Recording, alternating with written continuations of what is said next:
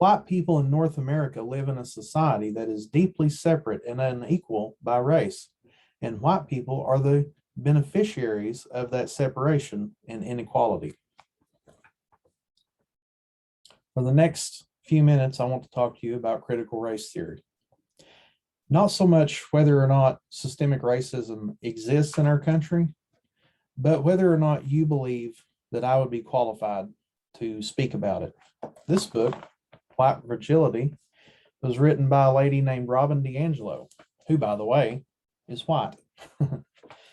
She seems to be very qualified to speak about critical race theory because she agrees with critical race theory.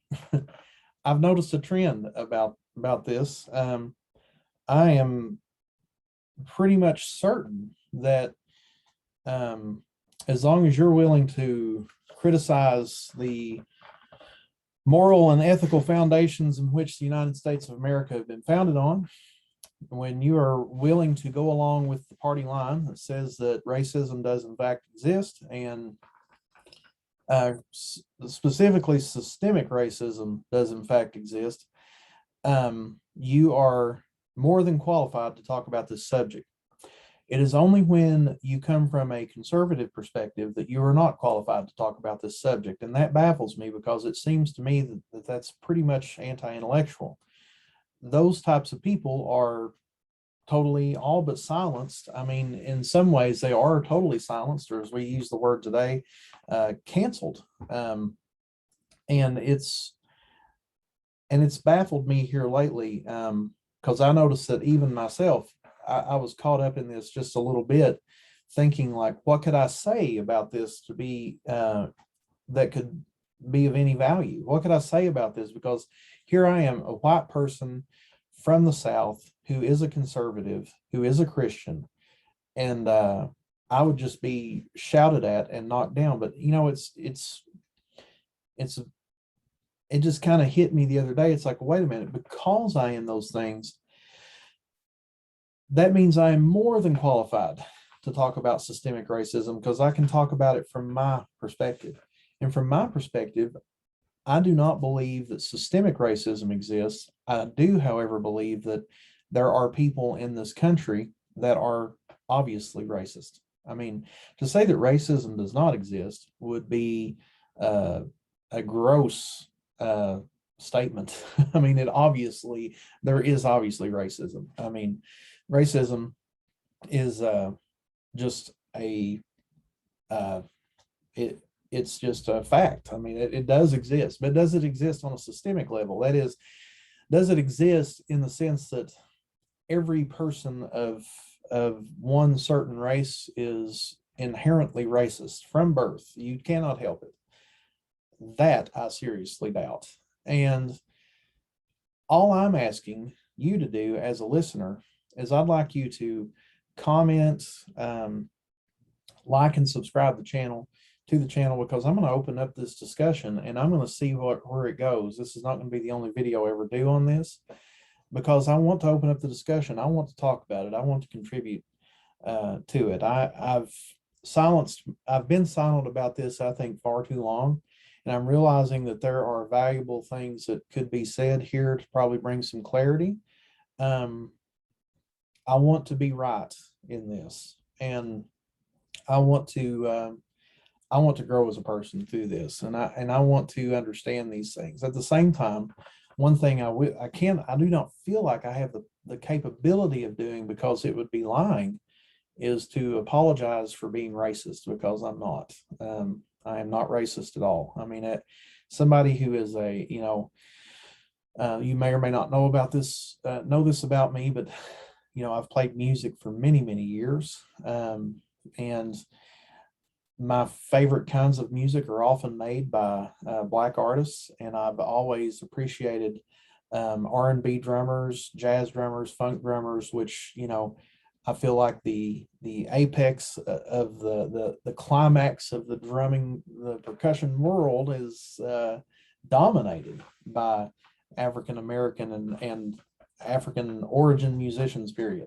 So I've never, from the time I was in third or fourth grade, I was raised in a town that had Very, very few black people in it in the South. It was a very small town in the first place. It was a town of about 1,200 people. And in that town, there was, honestly, if there were 15 or 20 people of every color from every part of the world, I'd be very surprised. But one of my neighbors was a black kid, and he was and him and I, we rode bicycles together. We had the privilege of having mountains in my backyard, and we would go mountain biking together, and we would ride we'd ride bikes all day together and come home. And I never thought about our skin color being a difference, or especially that he was a lesser human being than I was because he had a different color of skin. We got along great, and racism was never a part of my childhood. Like, I can say that. And where did my music inspirations come from? My white mother loved Motown music, and I grew up listening to Stevie Wonder and the Temptations and Ray Charles and Tower Power and these kinds of people. And I never thought of that as being, a race issue. It just never. It's just here lately, that I've seen this this being a thing.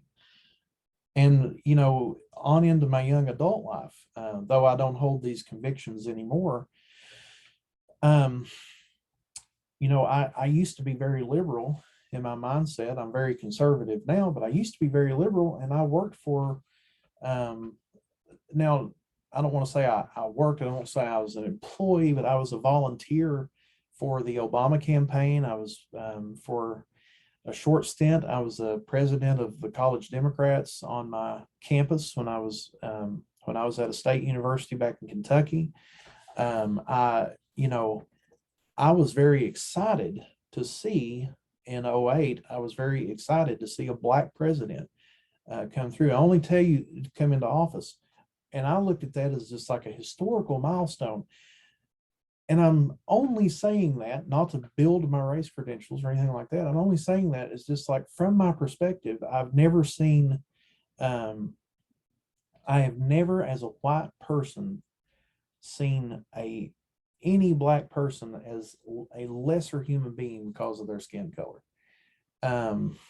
You know, just like everybody else, I think both black people and white people.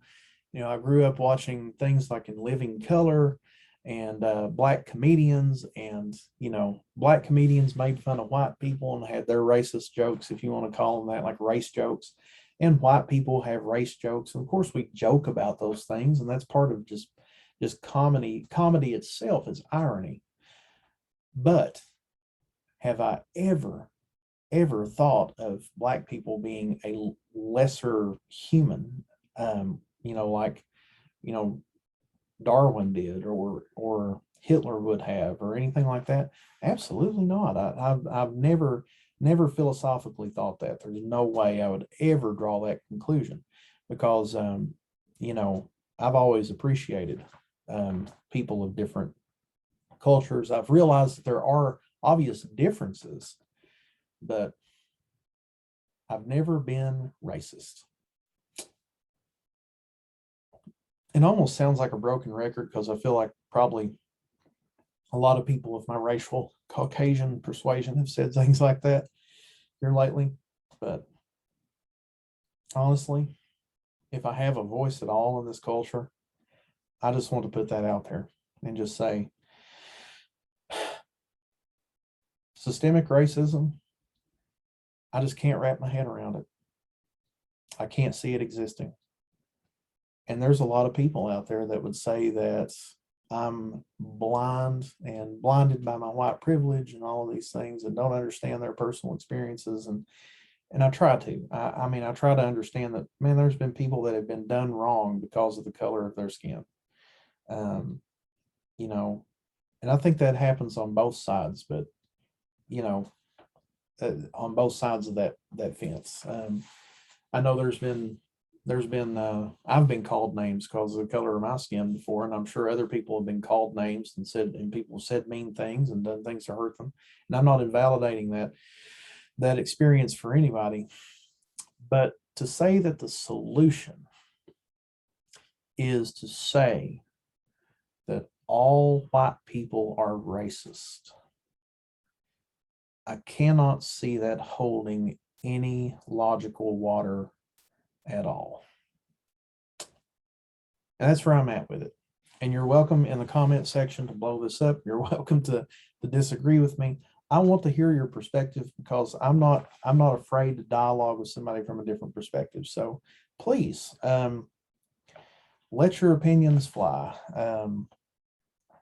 Message me, do whatever you want to do. You know, like I want to discuss this because I feel like if we don't discuss it, we're never going to get through it. So that's where I'm at with it. So that's at the end of the day, that's all I can say about it is I don't believe systemic racism exists. And I believe that critical race theory is not going to bring us any closure. I think actually it's going to do the opposite. And that's where I am.